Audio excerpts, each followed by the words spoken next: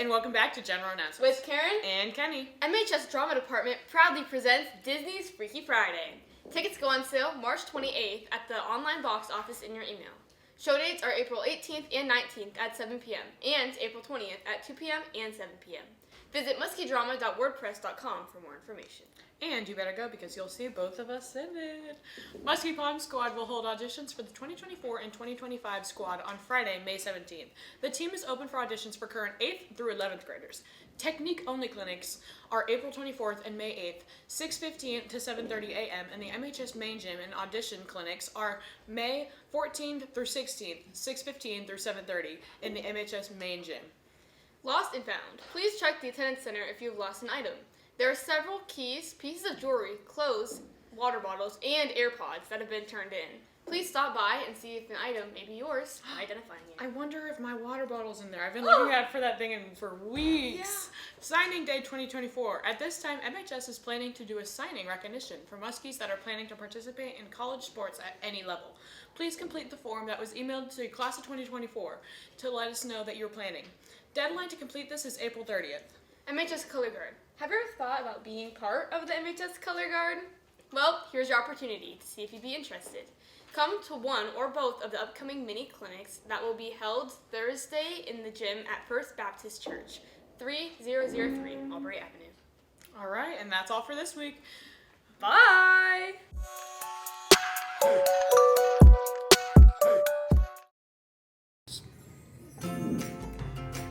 What's up? I'm not quite sure what to call this segment yet, but we'll figure it out. Anyways, this last weekend was Easter, and I wanted to go into some history, just like, this is what was asked for. I'm not really sure. Anyways, Easter actually originated as an ancient pagan celebration of the spring equinox. In Christianity, the day was dedicated to observing the resurrection of Jesus Christ, celebrated around the time of the Jewish Passover. As the gospel of Christ spread, early Christians who did not participate in Jewish customs eventually merged their ceremonies with the pagan spring festival, recognizing Easter as Resurrection Day. A couple modern traditions that we have for Easter, the egg hunts, the candy, and the feasting. But we accept these, but where did they come from? Well, the egg hunt is symbolizing what ancient Babylonians believed. They believed an egg fell from heaven into the Euphrates River and hatched the goddess of fertility, Astarte, also known as Ashtar, Istar, and yes, Easter. Pagans exchanged eggs as gifts during their springtime festival, and today the eggs are painted in bright colors and used in the ever-popular Easter egg hunt, where they are hidden for children to find and collect. The candy is believed that the end of Lent also has a role.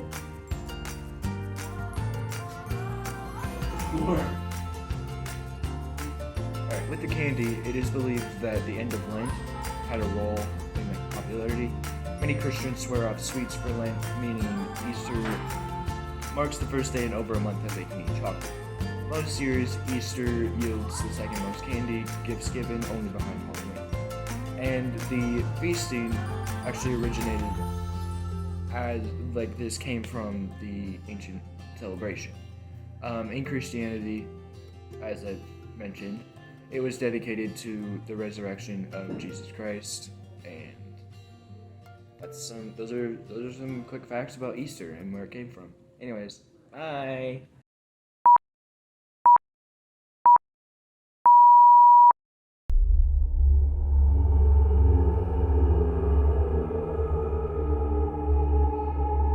Hey Muskies, on this week's episode, we are up here in Pitton, and we are going to look at an abandoned mental hospital, and it has a lot of paranormal activity, and we're just going to investigate.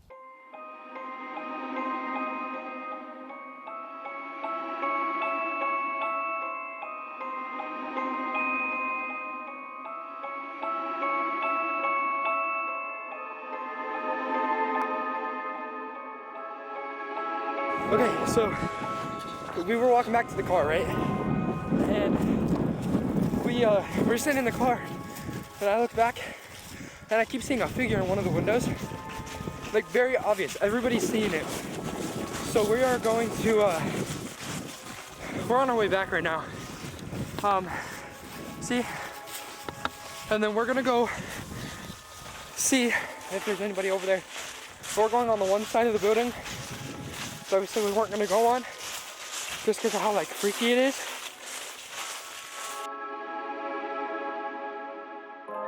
We were all the way over there, right? Is there a presence here that doesn't like us being here because we have Ella, who is a woman?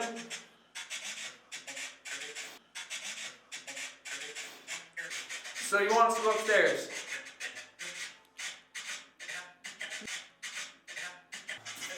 That's a different question. Is it a good idea for us to go back up to the third floor?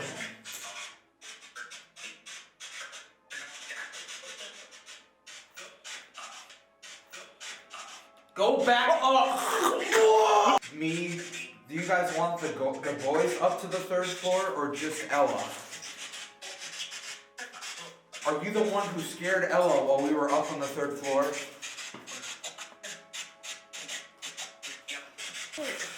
Why do you want Ella to go upstairs by herself? Do you plan on hurting her?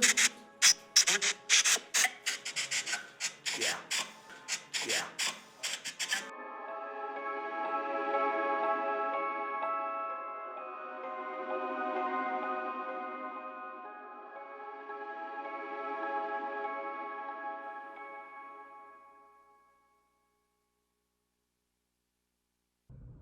Okay, so this was filmed in early November, I think. So we didn't end up going back just because we haven't had time for all of us to go back. But everything you just heard was 100% real. Like, there was no staging it, no nothing like that. But, yeah. Hey everyone, so today we're going to be interviewing some first year teachers, so let's get into it.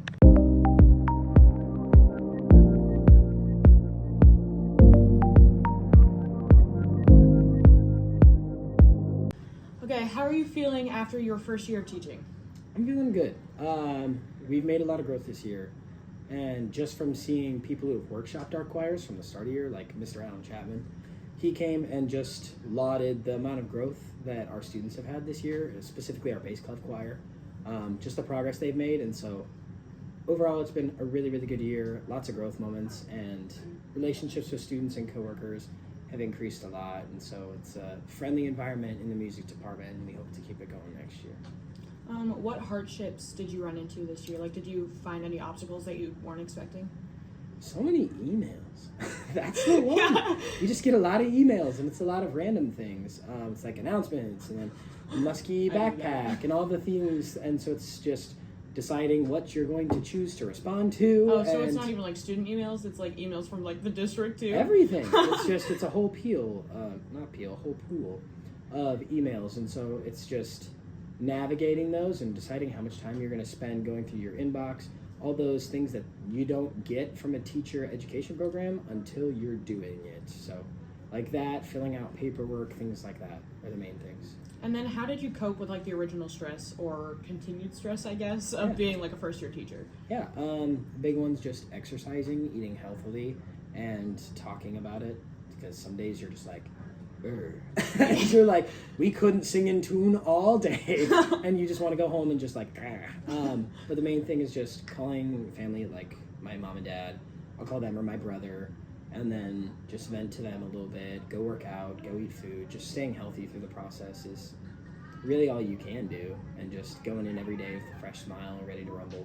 And then do you have any other tips for future first year teachers? Yeah, I'd say number one is never expect anybody to do anything you wouldn't do yourself. And that's one of my big leading mantra things. Like, for example, anytime I give show choir jumping jacks or push-ups, I always do them with you. I'd never expect you to do anything I wouldn't do. So. All right, thank you. Hey guys, welcome back to a movie review. This week we are going over a movie called Hacksaw Ridge. It is a movie based on a true story about a dude named Desmond Doss, who got the first ever Medal of Honor for a war veteran, and he went into war without ever firing a weapon, and he got put into military jail at one point because he refused to fire a weapon at basic. And that's a very key point, because then he fought for what he believed in, and he got to go out and go into war, but never had a weapon with him. And then he ended up saving over 70 soldiers from the top of Hacksaw Ridge while having no backup, nothing like that. Only just himself and his medic supplies. So if you have a couple hours this weekend, sit down, watch the movie, grab some popcorn, get a drink. You won't regret watching this movie. It is an amazing movie. But that's it for this week's movie review. Bye.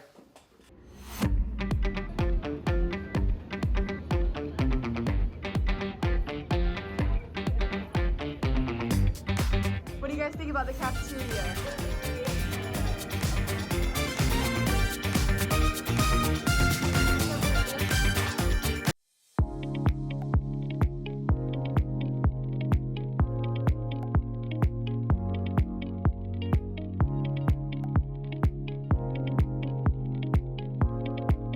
Hey Devin, Yes.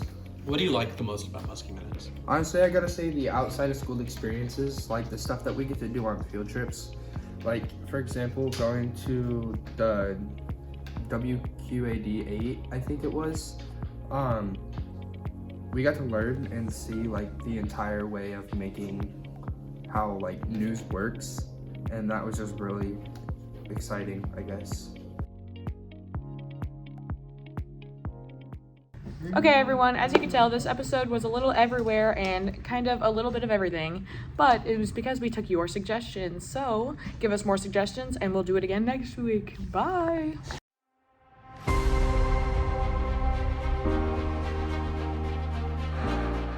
Alright, y'all ready? Where's the bar collar? Well, that's all this. That's all for this week.